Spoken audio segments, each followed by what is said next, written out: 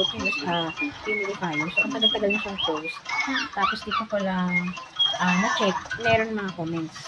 So, balik up yun. So, dito ko lang talaga siya nabasa. Parang almost 5 plus na pala yung comments na yun. So, merong tatlo doon na nag-share ng info regarding sa humidifier na pinost ko. So, nanghihingi rin sila na more details na how to clean at saka paano i-adjust yung humidify level. So, isa si Ma'am Aisa Garcia, isa na nag-ask regarding sa humidify level, kung bakit daw siya bumababa bigla. So, doon niya nalaman sa vlog ko kung bakit bumababa yung humidify level na sa humidifier. So, thank you po, Ma'am Aisa for watching. Isa naman pong comment galing kay Ma'am Fanny Mupan na nag-ask siya kung gumawa ko ng isang vlog kung paano maglinis ng humidifier. So, yun. Kay Sir Carlo Uy, thank you doon sa pag-research ko kung paano gumamit ng humidifier. So, dito sa vlog na to, share ko kung paano maglinis ng humidifier, kung anong ginagamit kong panlinis doon sa loob ng water tank. Yun, at saka kung paano maglagay ng essential oil na hindi pinahalo din sa water tank kasi tubig. So, gumagamit ako ng pure essential oil, hindi siya water-based. Hindi water-based yung ginagamit ko. So, yun. So, start. Post ko na yun. How to clean Derma humidifier. Hi, I'm gonna show you kung paano linisin itong Derma humidifier. So, ito, siguro mga isang buwan na siyang hindi nalilinis. So, tingnan natin yung nasa loob. Ayan, sobrang dumi na niya. At may lumot-lumot na rin. Malikit na rin yung gilid. So, kailangan talaga siyang linisin. So, ito ang itsura niya kapag tinanggal ko. So, malakit na to. Ayan, malakit na siya. May part na madilaw na. Tapos ito, may langgam-langgam pa dun sa gilid. Ito, yung UV light niya. Ayan, tagayin natin. Ayun. Ayan, madilaw na siya. Dahil dun sa oil na nakalagay dito. So, panlinis na talaga siya. Ito na natanggalin. Hindi ko ibabalik para malinis. Yun. Ito, natatanggal din. Magalaw siya. So, tatapon lang natin yung tubig. Ito, tanggalin natin yung takip. Tatanggalin natin yung laman sa loob. Tapos, gagamit ako ng distilled white vinegar. Pwede naman siguro, pwede naman kahit anong suka. Ahalo nyo sa tubig. Tapos nyo dito. Tapos aalugin lang.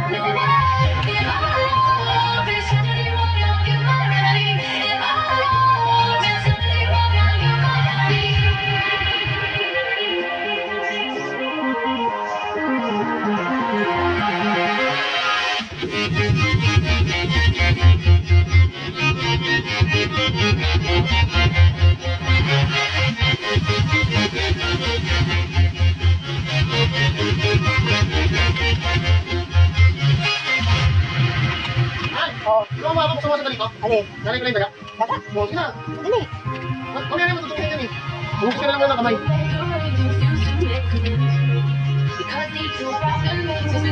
So ito, nalinis ko na gamit ng suka. Suka na may tubig. Yung suka naman, pwedeng isang takip ng suka tapos isang basong tubig.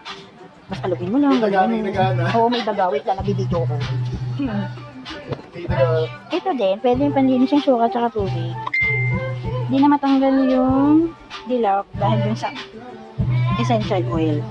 So ito, lalagyan ko na. Ang maximum nito is 3 liters. So, ang nilalagay ko lang mostly is 1,500 ml. Hindi ko naman kasi siya araw-araw ginagamit. So, okay na yung 1,5 liters. Every morning, wala siya ginagamit. Depende kung sobrang init. Pwede rin twice a day. Mineral nga pala ang ginagamit ko para malinis ang tubig. Yan. So, tatakpan natin. Tapos, ito, lalagyan natin siya ng oil dito. So, meron ako dito oils. Lavender, green tea, lily, at ocean. Ito, ano bang amoy nito? Mabango din naman siya. Ito, amoy lily. Ito, green tea, hindi naman matapang. Ito, mabango, lavender. Mas gusto namin to. Ito kasi minsan masakit sa ilong. Parang amoy, pag nahaluan siya ng pabango, amoy pupo. Parang ganon. Ito din mabango. Ito na lang lavender na gagamitin ko. So, ang sabi dito, add 10 to 15 ml, 2 to 3 squirts, approximately 1.5 liters of clean water. So, dahil 1.5 yung tubig natin, maglalagay ako ng 2 to 3. Pero mostly, yung isang drops nito, binubuhos ko na dito. Dito sa yellow rubber. Hanggang sa mapuno. Parang 7 drops ang katumbas nito. So, ganito siya kadami. Yan. So, lalagay natin dito. Meron talaga siyang oil box para hindi nakahalo doon sa mismong water. Minsan din kasi, yun yung nakakasira sa humidifier.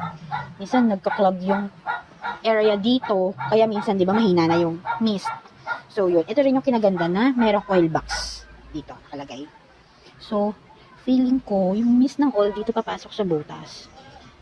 Tapos, yun na yung dadaloy dito sa mist. Yun. So, assemble na natin. Nga pala, tatapan muna pala natin itong UV light. Wait, punasan natin. Ayan. Tatapan natin itong UV light. Ganun. Yung. So, kailangan malinis siya kasi dito dumadalo yung water na gamit. Punasan lang na ganyan.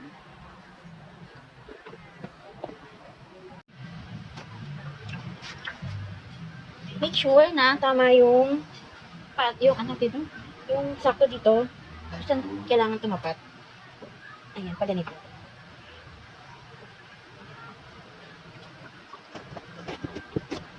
Tapos, i-on na natin siya. Pag sinaksak nyo, tutunog. Diba, narinig niya. Tapos, on lang natin. Ito. One touch. Ayan, nag-miss na siya. Naka-level 1. Ito, level 2. Ayan, medyo malakas ang mist. Level 3. Tapos, itong kabila na to, ito yung level ng humidity. So, pwede natin siya i-set. So, naka 30 degrees Celsius siya ngayon. Hindi pa siya ayan, 72% humid. Pwede natin siya i-set by 75, 45, 50, 55, 60, 75, 70, ayan. Pag 72 yung lumabas doon sa heater, hanggang 75 mo lang siya pwede i-set. Kasi pag binabama ko siya sa 75, hindi siya agad mag-mist. Matagal pa. So, 75 to. Naka-level 3. Ayan na, 72 to 73. Kailangan yung set level ng humidity nyo nasa 75. Pag ang level ng humidity is nag-75, hihinto to. Pa siya. Kasi mo sila na monitor ko. Pag umabot na ng 75 yung humidity dito sa meter, hihinto yung mist. Kasi nakaset siya ng 75%. Mostly hindi naman siya umaabot ng 75 eh. ano lang, less than 75. 70, 71, 72, 73. Bihira umabot ng 75% at bihira rin siya umabot ng yung sinasabing normal na 30 to 50. So, yun. Kaya, lagi lang siya nakaset ng 75. Ito, timer. Set siya ng 1 hour, 2, 3, 4, 5, hanggang 12 hours. 6, 7, 8, 9, 10, 11, 12. Okay, so mag-off siya. Set niya lang ng 1 hour. Depende kung gaano katagal niya gustong operate to. Tapos ito, yung UV, yun yung may ilaw doon sa loob kanina. Set niyo lang siya na on natin. Ay, nakalagay dito, UV. Tapos click nyo, touch nyo lang ulit, mag-off siya. Pero mostly lagi ko naka-on ang UV. Ayan. Pag naningan ako, set ko lang siya ng level 1. Masyado kasi malakas yung mist. Pero pag yung ako lang mag-isa or walang tao sa bahay, set ko siya ng 2 or 3. Para bago man lang sila pumasok, malinis na yung air at naka-humidify na. Mapresko na ang feeling. So, yan. Tapos, yung nilagay nating tubig na 1.5 liters, hanggang dito lang siya. Konti lang. Wala kasi siya, nasa loob kasi yung leveling niya. Andito yung 1.5, tapos dito yung 3, mostly dito 3. Tapos, 4, and then 5. Hanggang 5 liters kasi ang ano nito. Leveling, 5 liters. So, yan. Tapos, yung filter niya nandun sa ilalim. Hindi ko napakita kanina. Dito sa ilalim. Wala rin namang hindi siya, tawag dito, hindi siya yung refillable or yung washable. Basta nandito lang, wala kasi nga nito. Teka, tingnan natin. Pag nga pala i-off, hold lang itong power button. Off na siya. So, papakita ko na lang yung filter. Hindi ko pala pwede ito kasi may lamang tubig. So, iaangat ko na lang. So, wala talaga siyang tanggalan ng filter. So, yun. Kasi hindi naman din madumihin yung filter kasi naka-UV light. Tapos, lagi ko naman itong pinapalitan yung tubig.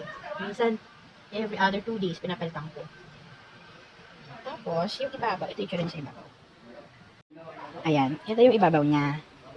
So, napapansin nyo, lubog ito, papunta doon sa gitna. Para yung moisture niya dito sa gilid is hindi mag-stay. Bababa siya dito. Yun. Ito din yung kinagandahan ng model na to. Pagbasa dito, tutulo na lang siya papunta dito sa gitna. Hindi siya mag-stay sa gilid. Kaya madali din linisin at hindi nababasa itong ibabaw. Pero pag naka-level 3, ayan natin. Napansin ko rin yun na malakas siya mag-moist dito sa gilid. Pag naka-level 3, dahil malakas siyang usok, ayan ang level 3 niya. Ito level 1. Level 2. Ayan. And then level 3. Diba? Ayan. Amoy na amoy ang lavender. Essential oil. So, hindi ko pa to naggamitan ng water-based. Kasi meron akong nabasang feedback na, kasi pag water-based, bubuhos mo na lang siya dito sa tank. Ito kasi, di ba, meron oil box doon sa loob. So, naisip ko, pag dinirekto ko na ditong buhos, baka mamaya yung mist na lumabas is mag-cause pa ng allergy. Kasi direct na halo na sa tubig. So, never ko pa siya na-try. Kaya, yun. Nag-worry lang ako, baka magka-allergy kami lahat dito. So, yun muna yung gamit ko. Yung oil niya is nandun sa oil box. Wala dito. Sa water tank. So, that's it. Yun na po ang how to clean ang Derma humidifier.